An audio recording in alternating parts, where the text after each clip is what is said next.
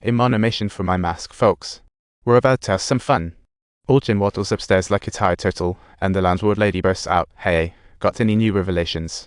Actually, no, he stares at the soggy carpet, and the landlord gives him the disgusted look. Old Jin can only awkwardly shuffle away. He'll save the screaming for later, thinking, how about a little silence from that mouth of yours while you're not in the lab? On entering, the dog dashes over, grabs the CD, and plays their favorite cartoon. Mood instantly lifted. After a quick game of frisbee, the landlord lady peeks over and asks, "What are you watching? A purple monster?" Dog immediately jumps on the chair. He notices the mask on the table squeaking away and suddenly thinks, "Oh right, time for a little mirror action." Right, Wendy. We've all put on these quirky masks. This scenario sounds pretty absurd, doesn't it? Exactly, that's how it is.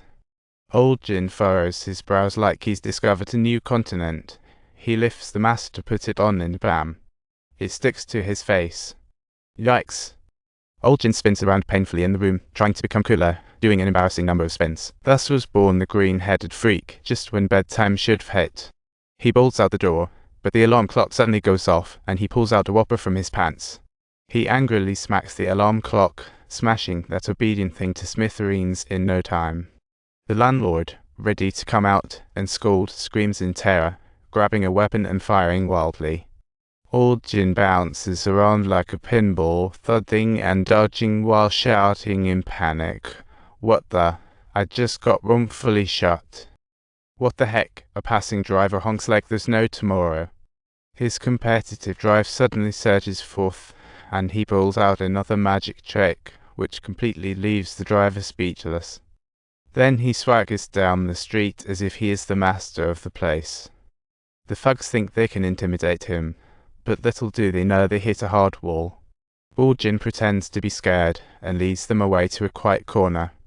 Without a word, he performs magic tricks for these misled kids, hoping to reignite their lost kindness. "There you go, buddy, now scram." "You're bothering me," he says. "Holy moly, I apologize, I've got the wrong pocket." With some little tricks of the trade, he conjures up a French poodle and some candy, leaving everyone in stitches. The little punks scamper off like the wind, shouting they're heading home to Mom. With powers like these, I truly could be a superhero. He daydreams about causing some mischief and giving the mechanic a taste of his own medicine, showing him who's actually in charge of repairs. As dawn breaks, Old Jin wakes up in bed, thinking everything from last night was just a wild dream. With that thought, he relaxes and grins at the mirror, but suddenly, a loud knocking at the door ruins the moment. Faced with the police and the landlord flailing, he realizes this is the real deal, leaving him no choice but to play dumb. Turning around, he suddenly realizes that he's about to be late, and as a result, he's too busy to have any time to dawdle. Just before he leaves, he tosses out the spooky mask as if it's nothing, not realizing the mask has chosen him. The mask does a flip in the air and flies back as Old Jin removes it. He's humbled again like an awkward puppy.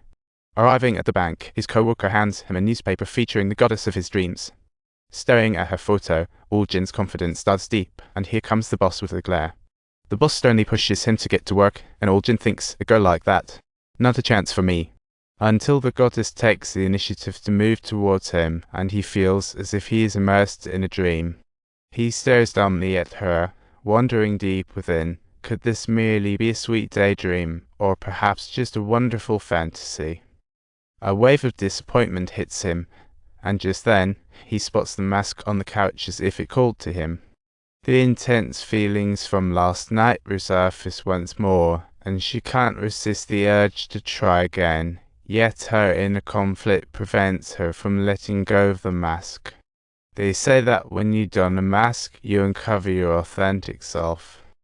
Old Jin shares this belief, contemplating his new look as he stands before the mirror. However, upon checking his pockets, he realizes they're even cleaner than his face, and can't help but think, hey, life really couldn't be much simpler.